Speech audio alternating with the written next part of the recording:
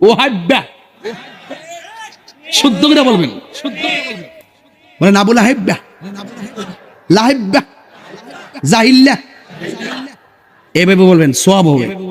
মিয়া আজ 30 বছর রাসূলের মহব্বতের দাবি করেন মিয়া, আমারে ওয়াহাবি বলেন, আমরাই পাস করলি টুপিওয়ালা করে গালি দেন কথায় কথায়। মিয়া আপনি আজকে 30 বছর নবীর প্রেমের দাবিদার করে এখনো তো দেখলাম না আপনার হাতে কোনোদিন মেসওয়াক করতে, আপনার তো দেখলাম না মিয়া। আপনি জবাব দেন মিয়া, আমি থুক মিয়া। বলেন মিয়া আপনি কেমনে রাসূলের প্রেমিক হলেন?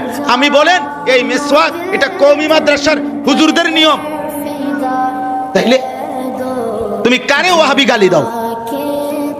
কারে দাও বেটা? তুই আমার দলভুক্ত হওয়ার দরকার কি? তুই নিজের থেকে রাসূলের সুন্নাত মান বেটা, তাইলে তো চলে।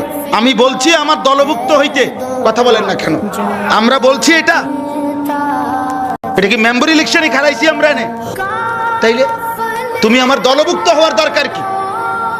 রাসূলুল্লাহ সাল্লাল্লাহু আলাইহি সাল্লামের সুন্নাত মিসওয়াকটা আজকে 50 বছরে জীবনে অর্জন হইল না। আমনে নবী প্রেমিক আর আমরা সিরা সাবাই, হ্যাঁ আমরা বুঝি না। আজকে 50 বছরের ভিতরে ঘরের মধ্যে দস্তরখান বিছায়া খানা খাওয়ার অভ্যাসটা করতে পারলেন না। আমনে রাসূল প্রেমিক, আমরা বুঝি না। আমরা নবীর দুশমন, আমরা নবীর দুশমন, আমরা জিলাফির দুশমন হইতে পারি, রাসূলের দুশমন না।